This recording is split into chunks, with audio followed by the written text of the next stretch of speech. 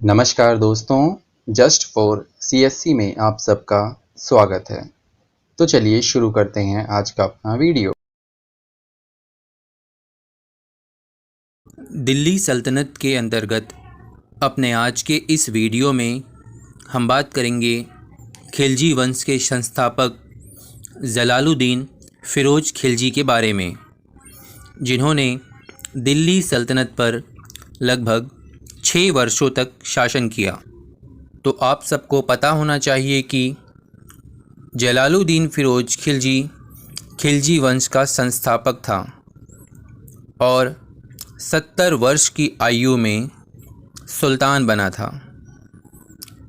जलालुद्दीन फ़िरोज़ खिलजी, जिसका वास्तविक नाम फ़िरोज़ खिलजी था, गुलाम वंश के अंतिम शासक शमशुद्दीन क्यूमर्स की हत्या करके दिल्ली सल्तनत पर अपना अधिकार करते हुए खिलजी वंश की स्थापना करता है और सुल्तान बनने के पश्चात जलालुद्दीन की पदवी धारण करते हुए जलालुद्दीन फ़िरोज़ खिलजी कहलाता है। तो इसका सीधा सा मतलब है कि जलालुद्दीन उसके द्वारा धारण की गई उपाधि थी और वास्तविक नाम फ़िरोज़ खिलजी था।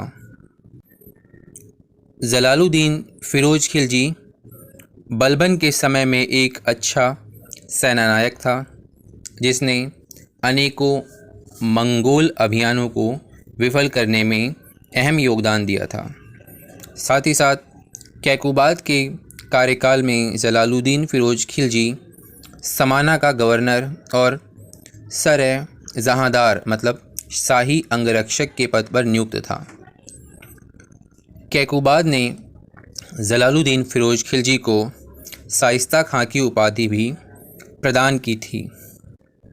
आपको पता होना चाहिए कि चूँकि दिल्ली के अमीर खिलजियों से घृणा करते थे और फ़िरोज़ खिलजी को अपदस्थ करना चाहते थे, इसलिए जलालुद्दीन फ़िरोज़ खिलजी ने 1290 में कैकुबाद द्वारा निर्मित किलोखरी के महल में अपना राज्य अभिषेक करवाया और किलोखरी को ही अपनी राजधानी बनाकर लगभग 1 वर्षों तक वहाँ था।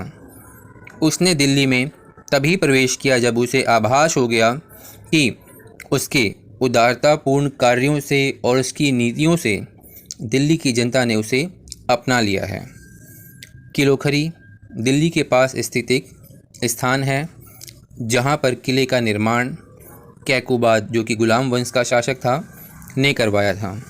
अगर बात करें जलालुद्दीन फ़िरोज़ खिलजी की नीतियों की, तो इसने बलबन की रक्त और लोह नीति को त्याग कर उसके स्थान पर उदार नीति का पालन किया और अहस्तक्षेप की नीति को अपनाया। जलालुद्दीन फ़िरोज़ खिलजी मध्यकालीन भारत का पहला शासक था जिसने जनता की इच्छा को शासन का आधार बनाया और जलालुद्दीन फ़िरोज़ खिलजी के समय में 2 बार मंगोल आक्रमण भी हुए थे।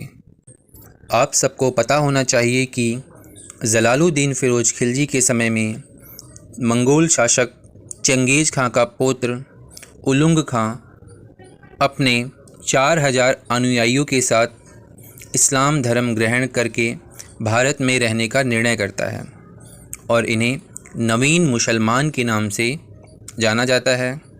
ये सभी दिल्ली के निकट मुगलपुर या कहें मंगोलपुर में बस गए, मतलब यहाँ रहने लगे। अगर बात करें जलालुद्दीन फ़िरोज़ खिलजी के समय की सबसे बड़ी उपलब्धि की, तो यह उपलब्धि थी देवगिरी की विजय। जलालुद्दीन फ़िरोज़ खिलजी के समय में दिल्ली सल्तनत की भी यह सबसे बड़ी उपलब्धि थी देवगिरी की विजय, क्योंकि देवगिरी दक्षिण भारत का ऐसा पहला राज्य था जिस पर दिल्ली सल्तनत का अधिकार हुआ था। इस अभियान का नेतृत्व जलालुद्दीन फ़िरोज़ खिलजी के दामाद अलाउद्दीन के द्वारा किया गया था, जिसने देवगिरी के यादव वंश के शासक रामचंद्र देव को पराजित किया और रामचंद्र देव को दिल्ली सल्तनत की अधीनस्थता स्वीकार करने के लिए विवश किया और बड़ी मात्रा में धन संपदा वहाँ से प्राप्त की। इसी सफलता की बधाई देने के लिए जब जलालुद्दीन फ़िरोज़ खिलजी काड़ा की ओर चला, काड़ा वह स्थान था जहाँ पर अलाउद्दीन फ़िरोज़ खिलजी को नियुक्त किया गया था शासन की देखरेख करने के लिए। तो रास्ते में ही गंगा नदी के तट पर अलाउद्दीन खिलजी ने पूर्व योजना के तहत धोखे से चाकू मरवाकर जलालुद्दीन फ़िरोज़ खिलजी की हत्या करवा दी और सत्ता पर अपना अधिकार स्थापित कर लिया। और इसी के साथ शुरू होता है अलाउद्दीन खिलजी का शासनकाल, जिसका अध्ययन हम अपने अगले वीडियो में करेंगे। तो आज के इस वीडियो में इतना ही। Thank you.